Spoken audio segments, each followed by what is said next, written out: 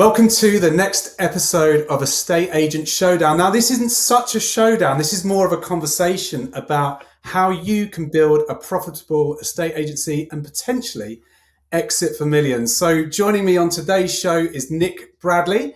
And I would say, Nick, that is your speciality, right? Is it exiting for millions for business owners? I wrote the book on it, right, on Matt. So, Segue into the book straight away. I love that. And Rob, you're more an estate agency business consultant. Would that be fair to say?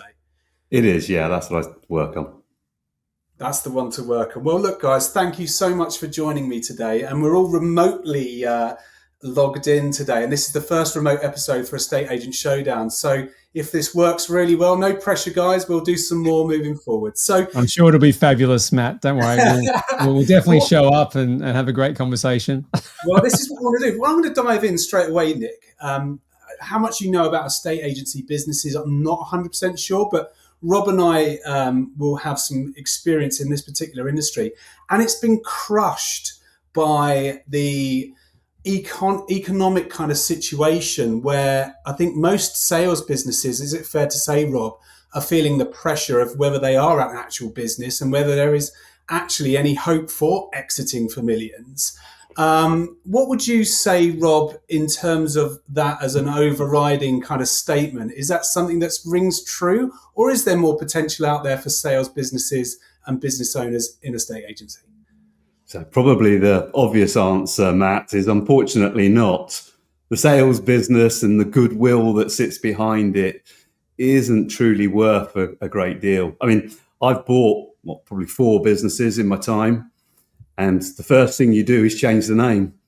So all that goodwill disappears with the owner and his millions of pounds. Well, not millions of pounds, as the case may be. So on that statement, that great opening, I mean, obviously from our perspective, there's going to be a lot of people that are running these smaller businesses and they're seeing a lot of pressure from the self-employed market.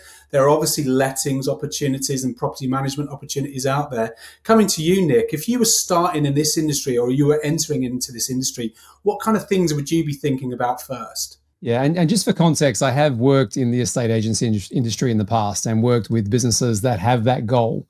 They tend to be a little bit more established and they tend to be looking to scale through consolidation and acquisition to create groups and things like that. So they tend to be, I mean, those entities globally across any industry can exit for millions for obvious reasons, because there's scale, there's infrastructure, there's obviously profitability, those sort of things.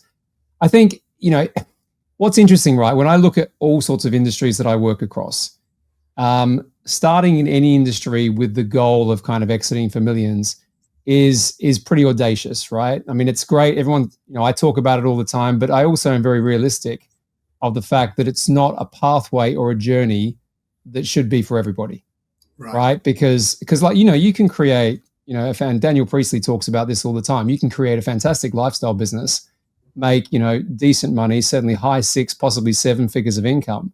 And that's going to achieve all of your objectives in life, potentially, right? Then you have the crazy people that I work with who want to sell their companies for often 8 to 9 figures. Yeah. But I won't even entertain a conversation with those people until their business has the right foundations in place. And normally that means they're past the startup phase and they're into kind of a more scale stage. We can define all that on this chat. But my advice to people is, listen, at the end of the day, a business, as far as I look at it, in terms of a valuable business, has 2 main things, right? It has the ability to generate profit, which converts to cash, and it has the ability to have a business model that is scalable, meaning that it's not reliant on the individual. You can build, processes and structure around it.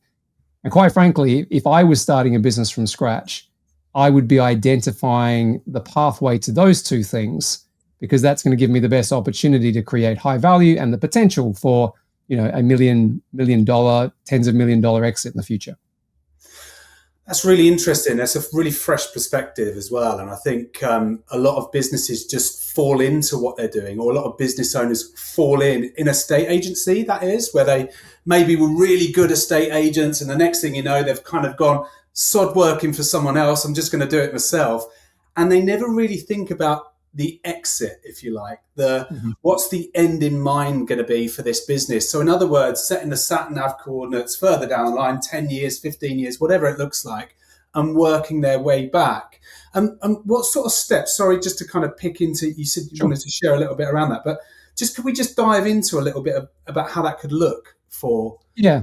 I mean, I'll take you through some of the stuff that I have had written about in the book as well, because it's a methodology that I created from my decade or so in private equity, which is around scaling to a sale. It's called scale to sale. And the first pillar of that is clear endgame, which is exactly what you were saying, Matt, which is reverse engineering from a goal. So any kind of significant, sophisticated investor, certainly the ones that I've worked with in private equity, when they buy a company, the first thing they do is talk about the exit. Yeah. So it's a really interesting distinction, because an entrepreneur typically won't even think about that until maybe they have to think about it, right? Because everyone has to exit their business at some point. But the investors don't think. They think about, how can I double or triple this business in the quickest time possible by doing certain things, so that I can create, a significant liquidity or capital event. Okay. Mm-hmm. Now, what I do advise everybody is you should reverse engineer from an outcome, right? Even if that's going to your first $1 million dollars or pounds of revenue or whatever, you've got to, reverse engineering and then mapping out the plan is a proven way of actually getting to a result with more precision than not. In terms of creating a significant exit, it's a much more expansive way of thinking, because most businesses, certainly small businesses, and we can get into what the numbers look like, they don't ever sell successfully, right? A lot of them are closed down. A lot of them are kind of just literally people give up on them because they're not creating enough freedom or kind of income and those sort of things. So the lanes that I sort of play in are the ones where you have to get to a certain level of scale. When you get to that certain level of scale, it opens up the capital markets, which effectively is the buyer marketplace for acquisitions. And then all of a sudden, your chances of selling your business go from something like 2 out of 10 to like 8 out of 10. Right. Simply because it's a supply and demand thing, right? Your business is now scalable and valuable, and people want to buy it. But you've got to understand the steps to get there, which is critical. I really want you to hear this. If you're an estate agent juggling a separate CRM, a standalone website, and these different marketing and prospecting tools, it's time to see what Iceberg Digital, the #1 operating system for estate agents, can do for you. At Gigs & Co. and within the Gigs Group, we use Iceberg, and it's absolutely out of this world. It's a complete ecosystem that makes your agency more efficient and more human focused. We've got AI scouts working behind the scenes, finding the full address details of properties on the market with other agents, matching them to our contact database, and even writing the email outreach. No human can keep up with that, and trust me, it's changed the game for us. So if you're prepared to make big changes to how you work and want to lead the way, just head over to iceberg-digital.co.uk today. And as a listener, use the code GIGSSHOW when you inquire for an exclusive perk on your setup. You're gonna love it. I think it's interesting, Rob, you'll probably know this as well when you go and work with clients in a estate agency and getting into the nitty gritty, that most estate agents focus on the immediate goal and the short-termism of being an estate agent. Even if I was coming to see you, Nick, the estate agent, or Rob, they will be thinking, how can I get your house on the market? Rather than, how can I understand the client's exit? How can I understand the client's outcome first? And then drawing it all the way back through the plan with precision, as you've alluded to. Would that be fair to say, Rob? Yeah, I think that's right. I think the end in mind, a Stephen Covey line, isn't it, as well, from his 7 Habits. And I think that's really important. I think sometimes, I remember I started from my kitchen table, and the business ended up, 30 staff, a couple of locations. It changes over time. I get that. But how having the end in mind really helps me was it helped with directionally with every decision I made. So the decisions I made 6 months in and a year in were pointing me in the right direction for 10 years later. And I think that whole idea of being really clear on where you're going. And it was interesting, Nick, saying about making your business saleable so it's attractive. I actually engineered my sale because I did a management buyout. My managers and my old business partner bought me out. So that again, that's another great strategy. So It is a good having strategy, that end exactly. in mind all helps to do that sort of stuff. Yeah. And I just to add on that, I mean, I tend to focus on third-party sales predominantly, like businesses that sell to either another company or to a private equity firm. But Rob's point is great. I mean, there are other options. I think there's 8 different exit options actually. And, one of them is like the MBO, MBI route, but you can also sell to your employees in other ways as well, ESOPs. There's all sorts of different things. So I think the one thing I would like to impress on anyone here who has a real estate business is that you do have to think about some form of exit strategy, right? Whatever that is. Otherwise, I hate it when I meet people where they haven't thought that through. And as I said, something happens, usually something quite challenging happens. And then they're forced into a direction that they probably wouldn't have done had they had sort of even just put a little bit of thinking into this stuff from the beginning. Is it fair to say, Nick, that just outside of our industry as well, that the same entrepreneurial mindset behaviours around the immediacy and just making the business work and function and immediate income, that so much energy goes into that, so they're really not setting themselves up in the right way, because you can lose a lot of energy chasing around different pathways as opposed to having a clear direction from the off. Well, you've got to have something that works, right? So I think the reason I don't tend to work with startup businesses is because it's such a messy, chaotic, creative phase. And I'm sure we've all probably done this. Rob's smiling. I've certainly done this. You're testing your messaging. You're seeing what works. If I think about my journey since I left private equity, I was doing M&A consulting for a while. My podcast was Scale Up Your Business when it started, because what I did in private equity was scale companies. I was an operating partner, so I did a lot, and that was interesting. So I was doing a lot of scale up coaching back in sort of 2019. But actually what I love doing is what I love doing now is working with more established, advanced businesses. But that sort of beginning phase, if you might have a really clear goal of what you want to achieve, but if you're not even winning business, and you can't pay the bills, and you're wondering whether you're going to keep this thing going or not, there's a stage where you've got to get that initial traction. Yeah. And then I think now when you think this is now a business, this is now something that I'm going to be doing, that's when you can start to sort of transition into, I suppose, some of the stuff that I talk about. But Nick, don't you think that actually those first couple of years, that first bit is the really difficult bit? That's harder than walking into an existing business and going, oh, you that over there is not quite right. That over there is not right. Let's put this right. Let's change that structure slightly. That is way easier than those first 2 messy years. And I think it creates really bad habits. I know it did for me, if I'm really honest. It created bad habits of scarcity, being afraid. Yeah, I agree with that. Those things were created from those days. I actually think there are different types of entrepreneurs. Okay. And they get their energy, if you like, from different stages of the business journey. And I didn't quite appreciate this as much until I sort of did a bit of psychoanalysis on myself. And it doesn't mean that you can't change and evolve, right, as your business grows. But I've seen quite a lot of people that are really good at startup. Yes. They're great at that sort of 0 to 1 million, 0 to 2 million phase. And as soon as the business gets messy with scale, like I've got to manage people, I've got to build processes. What's an SOP? They check out, right? Yeah.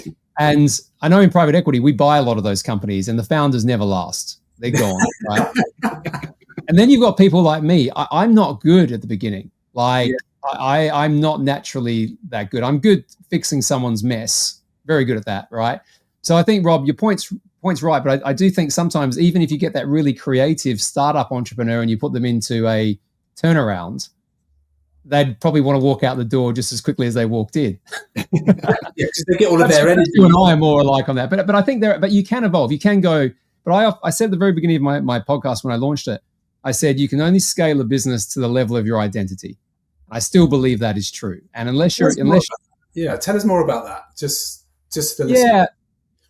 Well, what I think is true, right, is, and when I launched Scale Up Your Business, it was actually more of a mindset podcast disguised as a business podcast.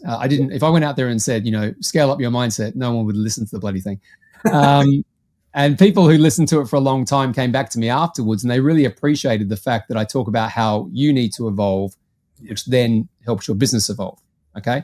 And what I mean by identity, I mean, it's the values that you have, right? It's the things that are important to you. It's a good analysis of your skills and capabilities as they are now, right? So your identity changes as you educate yourself. Your identity changes as you put yourself in different rooms, right? So you can evolve massively if you understand those different things. But it comes a little bit back to that sort of, fixed mindset versus growth mindset. It's a Carol Dweck book, I think, who wrote that. But, this idea that the more that you can expand who you are, the more that you can take more complex things on, in my opinion. So therefore, you can expand as the business expands. If you don't change that, if you think that you are one thing and you're always one thing, the business grows, you're going to have a challenging time still running that business. And sometimes I've seen people sabotage their businesses because they haven't grown themselves in line with how their business has evolved. Yeah, that makes complete sense. There's that book, isn't there? What got you here won't get you there. Yeah, that was Marshall Goldsmith, I think it was, who wrote that. Yeah, fabulous book. Yeah, exactly that. And I've seen that to be true a lot. And the area, obviously, that I get involved in is when someone's building the business to sell it. And you can think about the identity change when you've got a company that's worth, let's say, 20, 30 million pounds. I mean, a lot of the people have never even thought that they would get there. And then all of a sudden they have to start thinking differently. And they go into my old world of private equity and they're so intimidated because they're around these people that are just operating at a different level, not necessarily a better level, but a different level. And then they screw it up because they're like intimidated by this environment. So all of that's about how you think about yourself and what you surround yourself with, etc.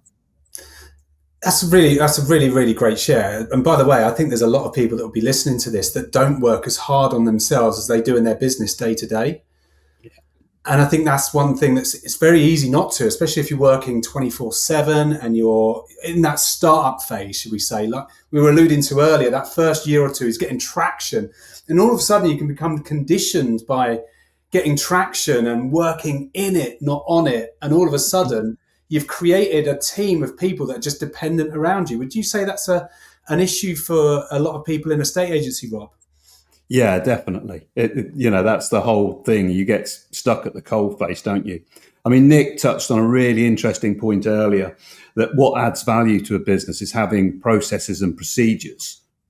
And how many people actually at that early stage start thinking, right, I'm going to get this process really right. I'm going to get this nailed down. Because once you got the process done, it doesn't matter who does it. So you don't have to do it. You can get somebody else to do the process once you got the process to work. And if you take our world, Matt, if you could nail the process of, say, market appraisal, well, even before market appraisal, but all the way through to instruction, if you could really nail that process, it will be valuable. It will be valuable to you. It will be valuable to everybody else in the business. It'll be valuable to somebody else buying it. So, yeah, getting stuck doing stuff, dealing with the immediates of today, rather than working on the business and developing those structures, I think is really key. Is that one of the hardest things, Nick, would you say, is to get people to see processes like that? I think what happens is the business breaks at a certain point, right? So, and normally people have different views on this, but it's normally when you start to have more than, say, 10 to 15 employees. I'll ask you about the number of employees and when it starts. People have different views on this. I mean, there's a thing called span of control, which is effectively how many people you can manage without going crazy. And a lot of entrepreneurs, particularly creative entrepreneurs, are control freaks anyway. So when I mean the business breaks, right, you can manage 5 or 6 people, right? Like, there's not too many moving parts, but when that number doubles or triples, you go crazy if you're still trying to micromanage everything. So in that situation, you've got to manage through 2 things. One of them is process. The other one is data and, metrics. And obviously, you've got the people piece because you've suddenly got this team. So my personal view is people have to understand that if they don't lean into process and data, now probably more technology that we have access to, you ain't going to scale your business. And if anything, you're going to blow it up. I see businesses break at that point as opposed to scale. And Matt, you think about that. Matt, I was going to say, you think about how many estate agents do you deal with, speak to, or get involved with, and they don't know their numbers? a lot. I like the majority. Staggering, isn't it? And also, it's common everywhere. It's common in all businesses. Is it? I mean, like it's one of the things I teach people to do, and they still resist it all the time. But the language of business is numbers, because if you don't know your numbers, you've got no business. I've got a guy that's just come to work with me. He smashed it out the park, but he was spending far too much money getting there on certain things you didn't need to invest in. But just coming back, when you're making that change, when you get to 10 people, and more often than not, do you find in businesses that are 3-5 years in, they've got the people that were with them from the start, but they might not be the people that take them from the start to the end? Yeah, it happens. One of the businesses I work with in the US, one of the cultural values, if you want to call it that, for that business is family. Yeah. And I'm like, dude, we're going to get rid of this, right? Like, because we've managed to just restructure the company and brought the right people in. But honestly, he was like, oh, but I've been friends with them for so long, you know, all that, so much emotional attachment to things. And the one thing I try and impress on people is, particularly if you're trying to do what I'm sort of doing, the exiting piece for a lot of money, you've got to create detachment. You've got to create, doesn't mean you can't love your business and really respect your people, but you've got to create detachment from what's going on. Otherwise, you end up with, I don't know, a marketing assistant that's now your CMO, and they've never done anything strategic, and the business is at maybe 7 figures, but it's not growing anymore. And, you know, that person's just not the right person. And I think that's such a good point. I think when you're so close to people in that early phase, I feel a lot of entrepreneurs in our industry and probably in general, like we've just said, they take on the emotion of all of those people as well. So they don't only have the responsibility of paying their salaries, you know, managing them, giving them the right tools and processes. It almost feels like they want to be their everything. And then you step into this other world where there's no clear lines, which is what you're kind of saying. It's that you need to have clear lines between you and your people.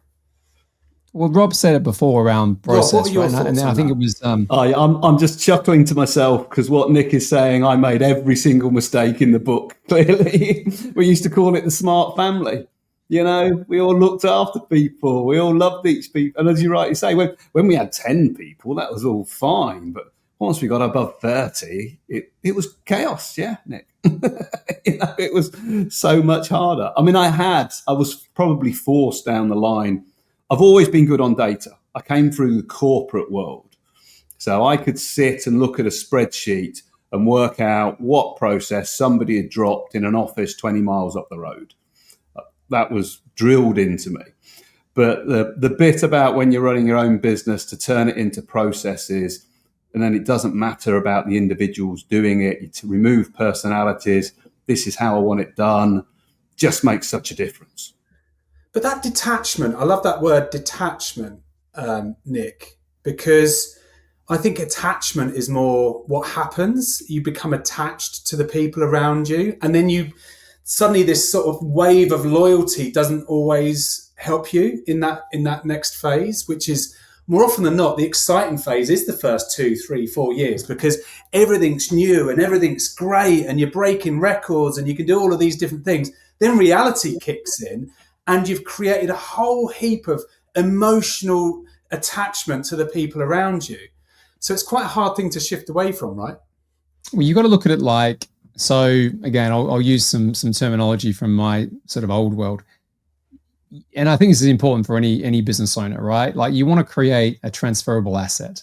Now, even those two words sound incredibly unemotive, right? Like, I have a business where I love my people, and you're talking about a transferable asset. It's so clinical, right?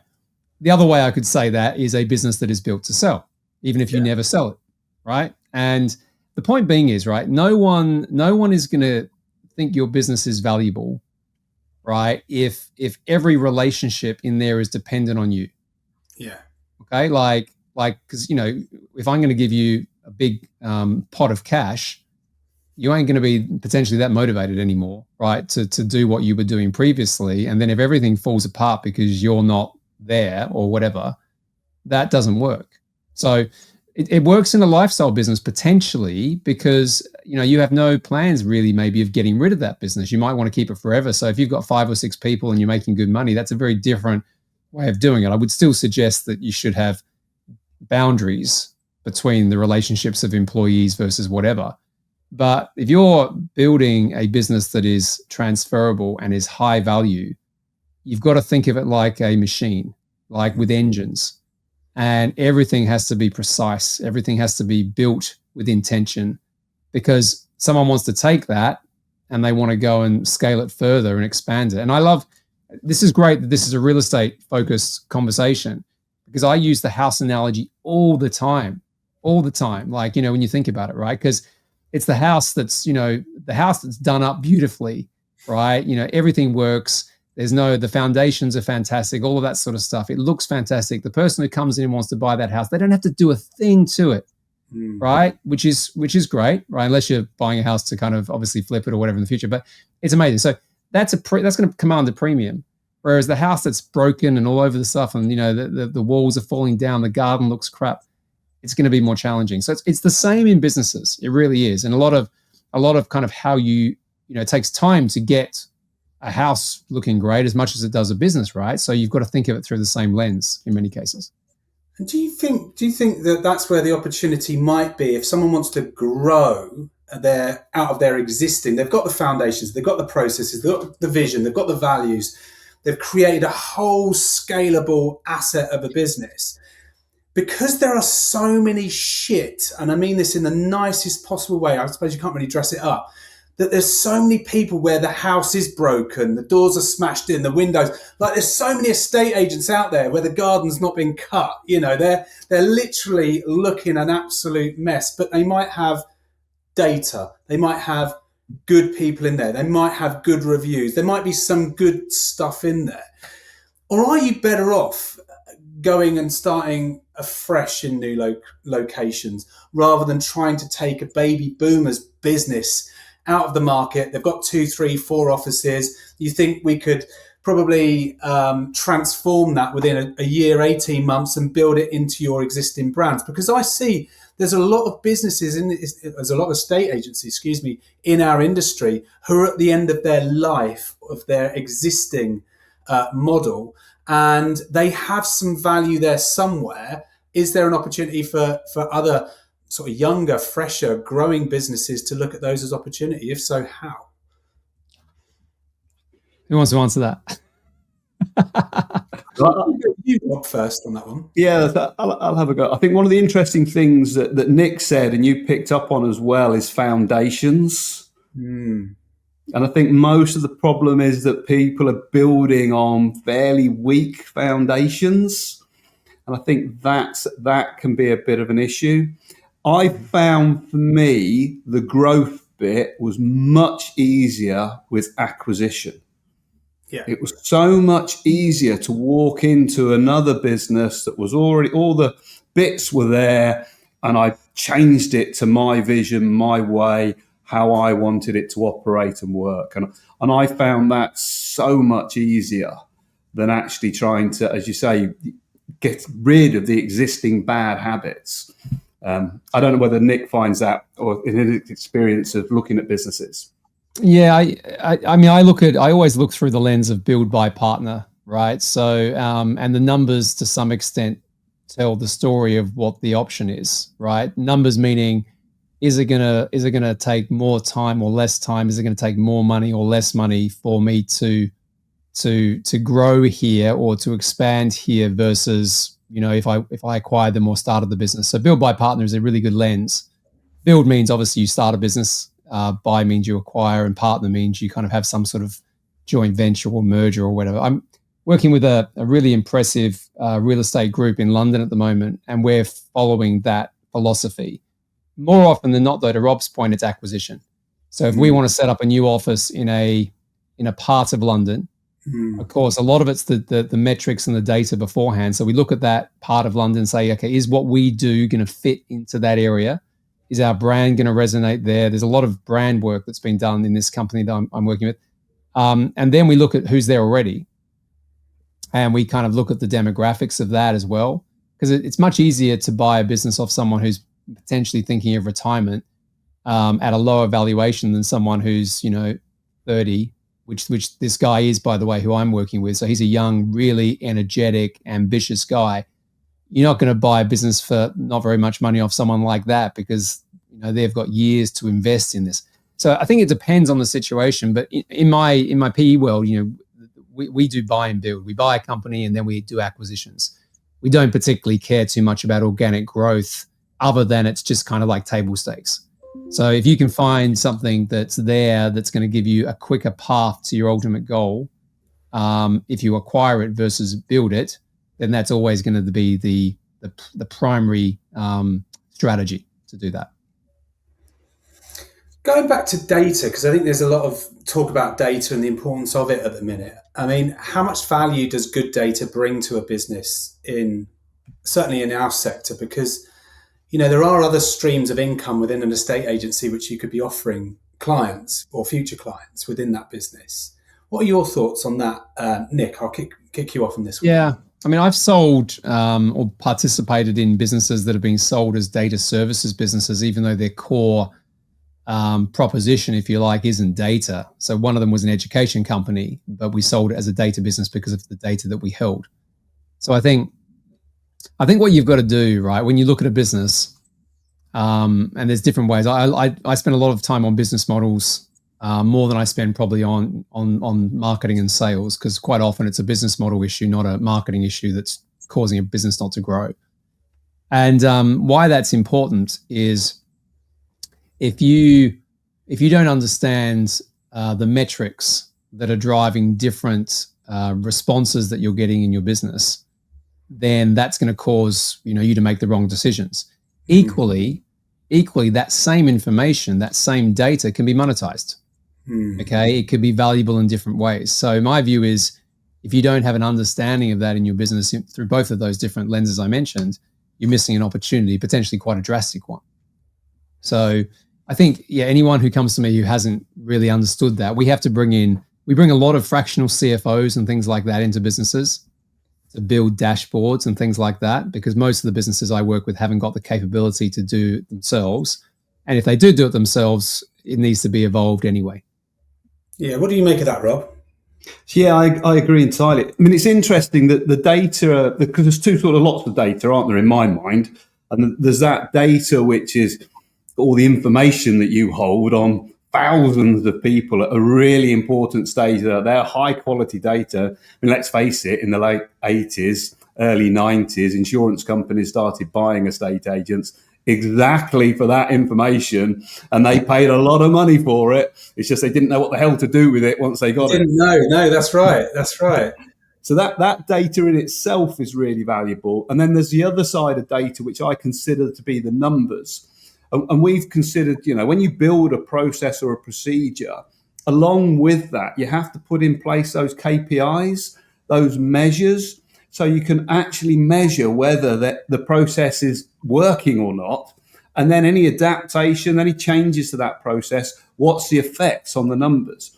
So you need both sides of that sort of data feedback. Is absolutely essential. And probably, Matt, as we talked earlier, it's the one common thing. When I see a successful business owner, typically they know their numbers and the rest of the world doesn't.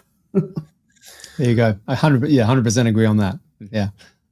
And coming away from data, because you can hear there's definitely two or three angles there where businesses could be either nurturing better, understanding the businesses better through data, or using it to present a better, more valuable opportunity. It's interesting. Just to finish on that point around data. You're right. About 35 years ago, big businesses were looking to buy estate agencies for their data. Yet now, a lot more, I would imagine, estate agencies have better data now than they would have done back then.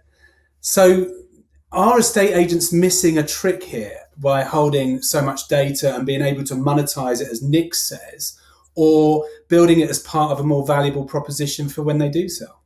Well, I think the issue is for estate agents is we're not very good at monetizing the data. That's What is that figure? 86% of people don't sell through the agent they bought through. Okay. I mean, there's an evidence. Yeah.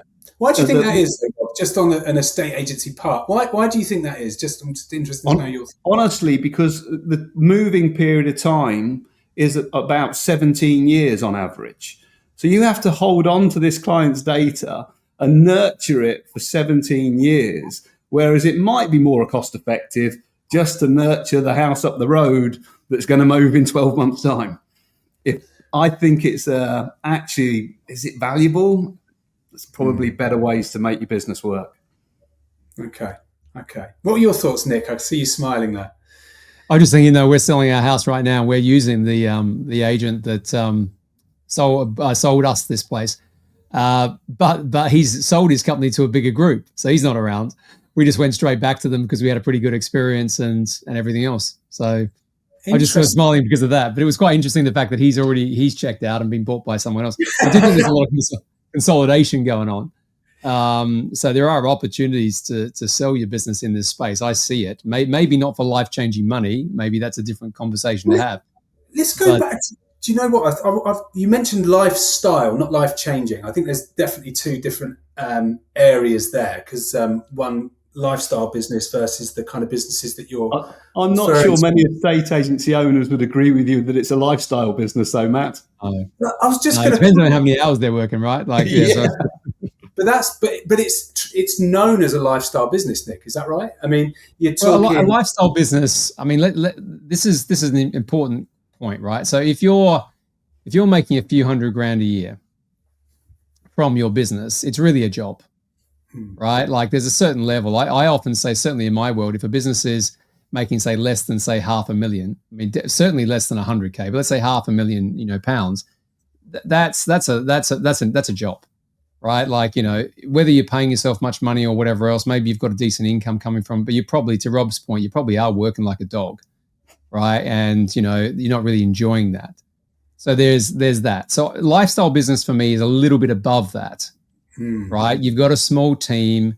You're probably paying yourself an income plus there's a dividend at the end. I mean, I was talking to a business last night, amazing business that we're doing an exit consult with over in the US. Makes $3.1 million in revenue, 1.7 million in net profit. 2 people run it, and there's about a team of maybe 6 to 8. But they're really good profit margins, aren't they? Our profit margins don't get close to 50%. Oh, this is a digital business. It's definitely not like the same. But the point being, it's a lifestyle business. This one I'm talking about, for a few characteristics. They decided to stop growing it because it was just getting a bit too complex. They're making, almost $2 million a year to spend on whatever. They live in a place called Santa Barbara, which is like ridiculously expensive anyway. But here's the funny thing, right? They're not investing the profits back into growth. They're choosing to use that money for, themselves or other wealth creation. So the difference here in a lifestyle business is, you're kind of satisfying your need today, right? But you're not investing in the future. Whereas a performance business, or certainly the ones that I get involved in, the founders are investing everything they can, quite often their salaries, into that business to have a huge capital event. That's difficult to achieve in a estate agency unless you get the valuable bit is property management, isn't it, Matt? That's where you can get those big sellout numbers. Yeah. And tell us a bit more about your experience in working with agents in that area, Rob, because there's a lot of estate agencies with there are a lot of sales businesses in our industry who do not have a lettings and property management arm. And someone said to me this week, they said, sales is like a one-night stand and lettings is more of a marriage. And it's kind of a funny way of looking at it, but I kind of get the point. Great line. Yeah. Really great line. The affairs are far more exciting, aren't they? Yeah, but why wouldn't you have that reoccurring revenue? What do you think puts agents off of doing that? I think, don't get me wrong, property management's hard work, isn't it? It is hard work. It's a tough job to do. So I think that puts lots of people off. My common one, Matt, that I see is that the lettings and property management business is, I don't know, 2 people in the back office or the back corner, with all the sales guys at the front being big I am sales guys, without realizing that actually the real value in our business, we've got a reoccurring model. I'm sure Nick would be a great advocate of reoccurring income models. Are great for businesses. They help you to have regular income. My own business, the bills were all paid by property management. Everything was covered. We turned over, I don't know, 1.5 million in terms of property management fees every year, came in. And the other great thing about it, Matt, you could get growth on it just by tweaking it constantly. Yeah. Working on it gently, and it would just grow and grow and grow. Even with the drop-offs, it still grew each year relentlessly. It's a phenomenal business. It's valuable. If you want people like Nick to come along and sell your business for millions of pounds, that's the way to do it. Yeah, yeah. And Nick, it probably doesn't make sense to you that agents wouldn't have that kind of arm to their business, but I suppose most are just put off by the complexities and the compliance of running a lettings business. Is that fair to say? Well, you said at the very beginning, right? Like, and I kind of agree. Like, there's maybe that estate agent, they're just trying to sell you something. They're not thinking, what's the bigger play here? They're not giving themselves the time to think. They probably don't even understand the concept of recurring revenue. I mean, what Rob said is 100% right. I mean, businesses that I get involved in, that's one of the first things we do. We create products literally from nothing that bring a recurring revenue element into their business, because I know that's going to bring the multiple up to 2 or 3 points on what it is if they don't have that. So I think, but back to your point around a sales focused estate agency. I mean, if I was advising them, I'd be saying, hey, you should be acquiring a lettings piece, right? You should be kind of looking at your expansion that way to diversify your revenue streams. There's probably 4 or 5 other products or product areas. You guys will be closer to the detail that you should have some sort of ecosystem that works off each other, right? Because you're going to get efficiencies, and that's going to increase your margins and your profitability. So there's all these things. These are business model, back to my original point, these are business model questions, right? And they have to align also with, what that owner of the agency wants to achieve. But I think, and correct me if I'm wrong, guys, I just think that a lot of the people in the industry probably just don't think like this or have the knowledge around it. I mean, you guys obviously help with things like this to be able to then make those decisions and choices. Yeah, I agree with that, Nick.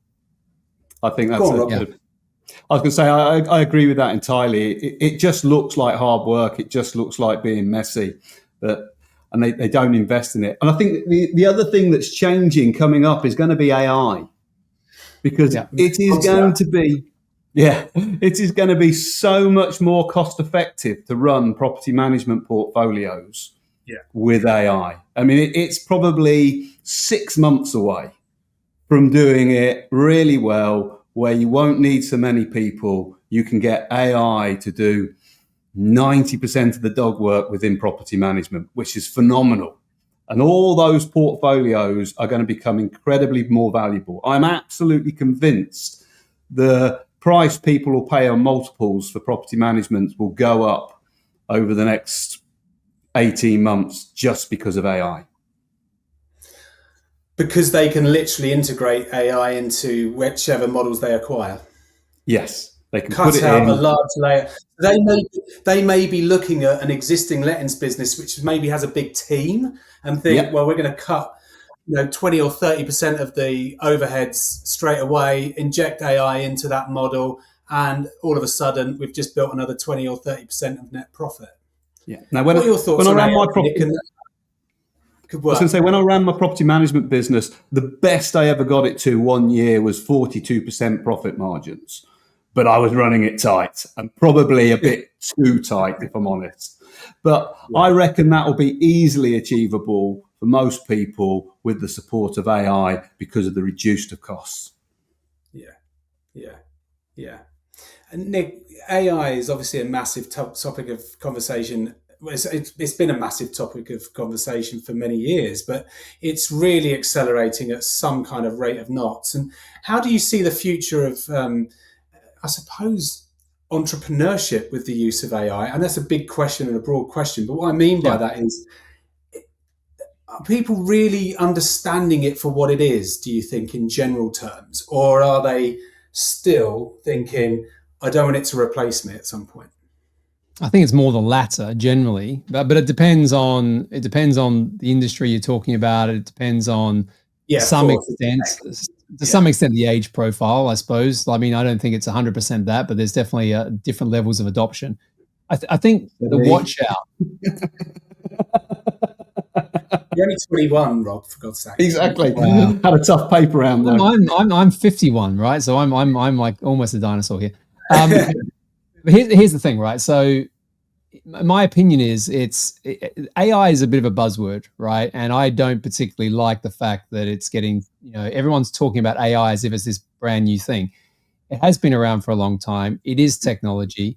Making efficiencies from people and process has been around a long time. So it's not like it's brand new. The tools are getting better because the technology is getting better. So I think this is, I mean, I've got a business where all we do is go into service-based companies and take out inefficiencies using AI or technology, right? Exactly what Rob's saying. And it does extremely well because it tends to be people who are maybe in their sort of late 40s, 50s, 60s. They've got too many people. They don't know how to streamline their processes. You can go in there with a suite of AI tools, just off the shelf stuff, and you can basically change their businesses very quickly. So there's a big opportunity, I think, for creating more valuable companies off the back of AI. But at the same time, I don't think it's as complex as people need to really sort of make it out to be. And it really is about just kind of educate. Back to what I said about, you can only scale to the level of your identity. This is a great point of just educating yourself with something new. I mean, I use 5 or 6 AI tools every single day. In fact, I did 2 hours earlier this morning with my team. Oh, he's gone again. Coming back. God, this is Peter for you. I spent 2 hours this morning with my team, and we were doing speaker profiles, role profiles, all sorts of different things, and it was incredible. Like we did like literally what would have been a few days' work in the space of 2 hours, just using 3 or 4 tools. So I think that's the opportunity that people need to lean into, because just doing that is going to change their ability to do more and also make their businesses more valuable as well. It's interesting. I mean, we did catch some of that, Nick. There was a little bit of a breakup in there, but just in a nutshell, what we're saying is that there are huge opportunities to use it in the right areas. And what you've been doing with one of your businesses is literally that's the sole purpose of that business, which is to go in and do that deliberately. And then you're cutting out those costs and integrating something which is going to be, it's probably a lot more reliable. I mean, obviously one of the temptations for business owners is they don't have to pay AI holiday. There isn't a problem with sickness. They aren't going to be a toxic person that works in a team, and so on and so forth. So, it's nice to have an employee called AI that just does what it's told, I suppose. But there's way more that can be used. It could be used for. Sorry, Rob, go for it. I was just going to say, you're talking about AI turning up to work and that sort of thing. It fills out the CRM 100% of the time. Okay, that one simple thing. Us as humans don't do that. That's good. But that's the point, because I think people that are the consumer will know that, generally speaking, that there's some AI functionality behind this, and they know they've just got to go through the process of giving that information. So, I think that's already where we are anyway. But the bit that I think is so important for us to connect with, Nick, you going back to the agent that you bought your house through is a salient point, because there was something that took you back there to that agent. And it would be rude of me not to kind of not go back to that point, because I think from an estate agent, it's interesting to know that was a successful transaction, clearly in some way, to take you back. What was it? Yeah, and it's also, as Rob said, like, I've been here, 10 years in my house. I think, what do you say, the average is 17 years or something like that. Yeah, I'd challenge that, Rob. I'm not sure it's 17 years. Bloody hell. According to Zoopla. Oh, okay. Well, 10 years for me anyway. So we've had and actually what's really fascinating is we've had like 10 years at our previous place, 10 years at this place. So it's been quite interesting. But yeah, we just had a good experience, with the guy. And what is interesting is the guy who owned the agency back when we bought our house was the guy who turned up and did everything. So it was his name on the kind of the door, so to speak. Now he sold the business. We're not dealing with him anymore. So I don't know what it's going to be like because we're in the process of doing it. So maybe it won't be as good. But we just went back there because we had a good experience last time. But Nick, everything you're saying about the example there is if you want to make your business valuable, not to do that. Well, you know what? There is a way to do it. Okay. There is a way to do it. So, again, I'll reference this agency I'm working with in London. We have the most incredibly dialed in culture in that business. Like levels that in all the businesses I've worked with around the world, this is probably one of the best examples of intentional culture. So even if I don't speak to the main guy, every person, it's a little bit like going to an Apple store. When you go to an Apple store anywhere, it's so like how they employ the same types of people to treat you a certain way. It feels fantastic. It's a bit like that. So you can do it, Rob. I think it's just, it has to be something that you think through. Culture is one of those things that's definitely a foundation, isn't it? Oh, yeah. You need that nailed in. That mission, vision, and values, which I believe is the starting point for culture, needs to be really nailed in. And not just a token gesture, not just a nice line on the wall, actually lived and breathed into every process that you have.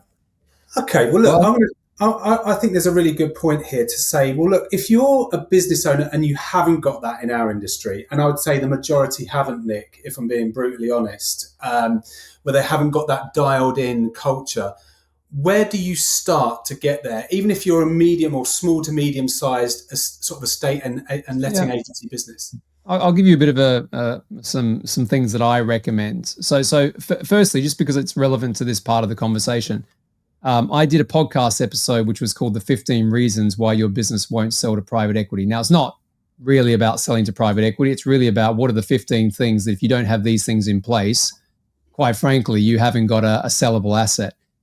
In there, I talk about brand and culture as two sides of the same coin. Now, culture is from the inside out. Brand is from the outside in. So the analogy I use is you see this amazing car. Let's say it's a beautiful Ferrari. It looks not a scratch on the thing, but it doesn't start, right? That can be brand, right? It looks great, but there's nothing happening there. But, it looks great, right? Other Sounds thing like Porsche. There you go. The other way around is like you see this car, it's a bit of a wreck on the outside, but you start the engine and it's perfect. It sounds fantastic. That can be culture. So in those 15 reasons in that podcast, I talk about those two things as being critical enablers to selling your company. So if you don't put intention into them, quite frankly, you haven't got a transferable asset in my mind. Now, to answer your question, there's a friend of mine called Cameron Herold who wrote a fantastic book called Vivid Vision. And there are different ways of doing vision, right? One of my friends also, Gino Wickman, he talks about it in the book Traction. But Cameron Herold's book goes deeper. And I have a lot of my clients do an exercise where they create the vivid vision for their business. It's normally what the business looks like 3 years from now, reverse engineered. But what's cool about it is it's very precise. It talks about how do we do sales? How do we do marketing? What does our customer journey need to feel like? Obviously, mission and all that sort of stuff is in there. Values is in there. But it's a document that ends up being quite extensive. It can be, 5 to 10 pages. Right, much easier to do now that AI exists, right? But either way, park that. But I'll tell you what you use that for, right? Firstly, it gives you clarity, right? But the second thing is, if you go and employ someone, I do this with my businesses. The first thing I do is I send them the vivid vision, and I say, read that, right? And then when we have a call with them, right, I ask them, so what do you think? And depending on what their body language is like, will determine whether we continue the interview, right? So if someone leans into that and goes, it was great. I love this. I love that. They really engage by this thing that we're going to do together. Yeah. then that's a real telltale sign of someone that's going to be, great for the culture. Back to the original sort of point. Do you know, that's such a good point about someone leaning in, and metaphorically and also just in body language. You can see whether someone's engaged in something or not. And it's hard if you haven't got a vision. People they're just coming to do a job, right? And that's where you've got to be very careful of that. I'll say also, I sat next to Karen Brady at an event 2 weeks ago, and we were talking about this exact topic. And I said to her, what's when you employ someone, right? What's the one thing that you really think about? And she said, you know what? It's a really interesting question, because I actually only have one question that I ask in an interview. And I was like, okay. And she said, it's for more senior people, right? And have you heard this before, by the way? Have you heard what the question is? Well, Karen Brady, I hired her as a keynote speaker at my first event about 8 years, seven, eight there years you go. ago. Right. Yeah. So she wouldn't answer any of my really interesting questions, which is, how do you become a CEO of a football club at like 22? Like, how does that happen? We didn't want to go down that pathway. But either way, her question that she asks, which I think is brilliant, is someone comes in and they sit down, for this job. And she goes, I'm going to ask you one question. Depending on how you answer this question will determine whether we end this interview now. Okay, pretty cutthroat sort of thing. The question is, tell me something about my business that I don't know. I know, hard, but I suppose if you're running a football club at 21, you've got to be hard. But it's a really powerful question, because again, what we do is something similar. We send people the vivid vision. We ask them a similar type of question, maybe not as cutting as that. If they don't answer that question well, based on the fact that we've given them everything they need, and then it's a real, for me, a red flag as to whether that person's going to be the right fit for what you're trying to create. And culture, to Rob's point, which is brilliant, you ain't going to be able to get yourself out of the weeds unless you can build a team that lives and breathes this culture, because they're going to be doing everything that you want anyway, because it's part of who they are, and that allows you to have freedom, right? Otherwise, if you don't have people like that, they're just employees and you end up doing all the work. What's amazing is you've just reduced the recruitment process down for a lot of people, because I think they could really, but in a funny way, that's what you need. You need a question, something that's going to tell you about, or give you the body language, or the I feel like energy is a big thing as well. But you know when you speak to someone whether they're freaking engaged in what you're talking about and whether they believe it or not, through their eyes, through their behaviors, through their actions. And I think enough people, if you're just hiring people to do a job, you are in trouble, right? If you're hiring people into a vision and they are giving you something back, whether it's the answer to Karen's question or whether it's the body language and they're leaning in, you've got the start of something there, right? So yeah. I think that's a really big takeaway, actually, for people listening, who are, more often than not, the turnover in our industry, Nick, is pretty high, of agents working within businesses. And again, the business owners will tend to blame the people on the way out, but they hired them on the way in. So they've blamed them on the way out. They weren't right for us. They're shit, so on and so forth. But on the way in, they said that they were fantastic, can't wait to work with you. So there's a real big problem in staff turnover and retention in the industry. And the big bit that I think the viewers, and if you're listening to this or you're going to be watching it, is what is your culture? What is your vision? And do you bring that through in the interview process and the decision making? Because those values are symptomatic and need to show up every single day. And it's great that actually, Nick, without knowing it, that there's an estate agency business that has locked that down, dialed it in as an example to how it can be done in this industry where many think it can't. I honestly, I know we started this conversation by saying, and I agree, obviously there's a lot of probably distributed estate agent businesses that find it very hard to sell. But there are plenty of examples of estate agencies that have sold.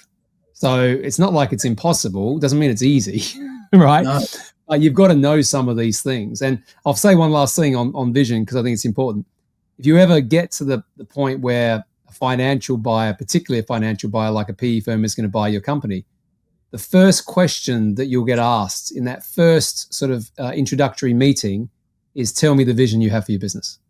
Yeah. The reason that's the first question is because that potential acquirer is looking to take your vision and scale it. Yeah. Right. So the more expansive, the more exciting, the more you can talk about the growth story of your business through that vision, that's going to see them, like, they're going to take that and do something with it. So it's it seems people think it's not important, but it's one of the most important things you can do. But why do you think, Rob, people in our industry don't think it's important? Because I think it is important. And I've made this mistake, and I'm talking as one of the challenges in this industry. You know, I've suffered with not having a clear vision, or not having the values clearly used, defined, integrated into the business. And we're going through some steps at the minute about how we're going to do that. But Rob, why do you think that is? Why do you think vision is a misnomer, or a thing that people don't really find as important? I think people misunderstand it, Matt. So Okay. there was some really interesting stuff that I not noted down when Nick was chatting about branding is outside in. And it drives my gears that people think branding is typeset and colours.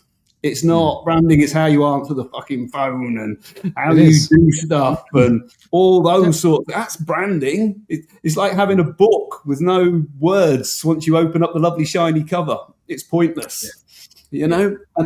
And I think the other one that came out there was I don't think people think of it as this outside bit, this shiny bit that's on the outside of a business.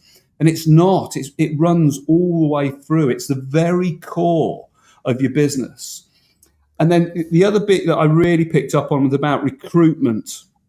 We can teach anybody, Matt, you and I could teach anybody to be an estate agent. But we can't teach them and get them to understand culture. And we can't teach them values. You either share those with us or you don't. And I sort of think they're the bits in it. When you just look at estate agencies' recruitment process, I mean, because we're salesmen anyway, we typically sit somebody down and sell them for 40 minutes about how great our business is. They're the worst ones I've seen. But I think all that stuff comes in, that mission, vision, values, culture, getting that right to the core, all the way to the outside. As Nick rightly says, that's the bit we miss. I don't think we really, really understand it and get it. I wonder whether, Nick, that's commonplace in other businesses or just us. No, it's across all. I mean, one of the things I get asked a lot about, you know, what industry do you specialize in? I don't specialize in any industry. I've been a CEO 4 times under private equity ownership, and every single business was a different industry, every single one. And what I believe is true is there are fundamental principles in business, and fundamental things that you just need to do well. Right. And they're actually quite simple to understand, but hard to execute, like lots of things. And I think, you know, we're talking about foundational pieces here, as far as I'm concerned, because if you think about it at the absolute core, right, a business that can scale really has 3 main areas, right? It has to have, you know, the right people. Right people in the right seats, right? And within that, obviously, I put culture as well, because right people, you have to bring the right people in. You've got to have the right systems and processes, and you've got to be generating profit, right? Most importantly, that profit has to convert to cash, right? And quite frankly, if you don't understand those 3 things, right? We didn't talk about anything about product. We didn't talk about estate agents or anything. We just talked about fundamentals. They're the core that makes a business successful. Certainly a scalable business. And I couldn't agree more. And I think this is a business education. I mean, you wish people were taught this at school in many ways, because I think it's a valuable life lesson. Because, you know, let's be honest, you can create financial freedom if you've got a really successful business. But just coming back to values, and someone I know, you know, a lot of people have sleepless nights as entrepreneurs and business owners. They literally, but the most sleepless nights are caused by people in the business. So managing people up or out. How does values probably leading it a little bit here, but how do values really help that process? Because I think a lot of businesses, if they were to ask themselves the question, should I, if I made everyone redundant in my team today, would I rehire everyone? And they went through the individuals one by one. I bet you bottom dollar that there's a lot of people that they wouldn't bring back on to the team if that was the question that they were asked. So just coming back to values, how much does actually having those core key values really help a business owner to avoid the sleepless nights around their people who are not performing? They're the gateway. If you can get those values right, if you can employ people who have your values, they need to be the gates to get into the business. They need to be the absolute. Without those values, you cannot come in. It just can also really be the backdoor exit as well. Yeah. But there's no quicker way to dilute your influence on your business than to employ people who do not share your values. And do you find a lot I was very lucky. One of the businesses that I worked in that was private equity backed was a company called Getty Images, which people would have probably heard of. Yes. And when I was there, I learnt about a concept, if you like, which was called the leadership principles. So it was another take on values. And the idea was that values are fine, but unless they can be turned into behaviors that you can measure and see and reward potentially, it doesn't matter. So we didn't call them values, we called them leadership principles. And the idea was that everyone's a leader, even if they're just a leader of themselves, right? And so I'll just share with you my values for one of my companies. I've got them here. I thought it'd be just for people to hear it. So, because it comes a little bit from that experience that I had at Getty. So we have 7, and they're not words, they're statements. Yeah. Right. So the first one is do the right thing. Yeah. And we do a definition behind these 2, but I'll just go through them. The second one is put clients first and value their business. The third one is deliver what you promise and focus on results. The fourth is hold to high standards and raise the bar. The fifth is always be learning personally and professionally. The sixth one is win as a team. And the seventh one is make it fun. Now, if someone comes into our business and things aren't working, the first thing we look at is not necessarily the thing they're doing. We look at the values, how they're doing it. Yeah. And you can, as I said, you can fire people from this. You can hire people, of course, but you can actually reward them. So when I was at Getty, 60% of my bonus was on delivering an actual objective. 40% was assessed by peers in that company based on the leadership principles at Getty. So I could lose 40% of my bonus if I didn't deliver to the standards that were set in that company. Now that's ninja level, right? but that company sold for $5 billion. But the point being is, like, you can take some of those little pieces and even apply it to a smaller business. And it should be the founder's values, right? Or would you make not necessarily? No. I mean, there have to be things that value. Sorry, they have to be things that are important to you as the founder, but they're not necessarily your values. No, sorry, that's what I meant. Yeah. So the founder feels those values are really important. They're almost the one that chooses what they look like, rather than you sit down with the whole team and it gets messy. Yeah, I mean, when a business gets to a certain level of scale, you can, revise these with a leadership team. You can do that. But in the beginning, I always advise never to delegate vision and values. Right? You can have the strategy. Remember, the definition of strategy is the choices you make to achieve an objective. So you can have a team, build a strategy. Like, that's why we do strategic planning, offsites and things like that. But the where we're going and why it matters, that's something that, in my opinion, shouldn't be delegated. That's what, as the main leader in the business, that's what everyone is looking for you to know, and for them to want to be part of. But if you don't know that, everyone's looking around thinking, well, where are we going? Yeah, great point. Rob, any comebacks on that? I mean, obviously, you work with a lot of businesses in our industry. That must completely resonate with your experiences. Absolutely. And I love that. I don't like one words either as values. My values are all statements. Bring them to life. Yeah. Yeah, I agree with that. I think, but again, the point is that the exception with Getty Images is just unbelievable. I mean, just brilliant. That's, as you say, ninja level.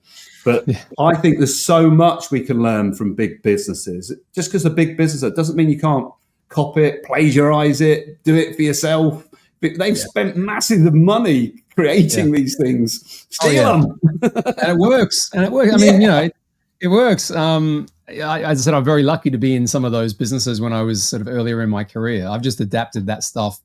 I mean, the businesses, I work with businesses that start at, say, 7 figures of revenue. So they're not massive businesses, but then we obviously try and make them significantly more profitable. But we instill this stuff in. As soon as you've got the resemblance of a team, right? Like you've got to do this. I mean, the vision stuff, you should do that even when you're starting a company, as far as I'm concerned. It's funny though, but I think most estate agents, they look at other estate agents. So coming back to your point, Rob, they don't look outside of their industry. They look within the industry for maybe comparison or to maybe pinch or steal other ideas off of their competitors. I think it's a really good point that you both made. Look, I just want to say a massive thank you for joining us remotely on the show today. I think it's a really nice, natural end to the discussion, which has been totally and utterly business related and brilliant and insightful and inspiring. So thank you both. Nick, you've just released a book, Exit for Millions. Where can people find that, first of all? Amazon. Go all the way. And we can share Amazon or your local bookstore. There it is. There it is. Honestly, it took me 2 years to write. I'm never doing it again. Well, good luck with that. I'm sure it's absolutely brilliant. I'll make sure I buy a copy. And Rob, where can people find you the easiest as well? Probably LinkedIn, or alternatively my website, keycoaching.co.uk. Brilliant. And I found Nick Bradley on Instagram as well. So anyone who's on there, hop on there. You'll see Nick's content on there for sure. It's really good stuff. Really great to have you both on the show. And we'll see you on the next episode, guys. Thank you.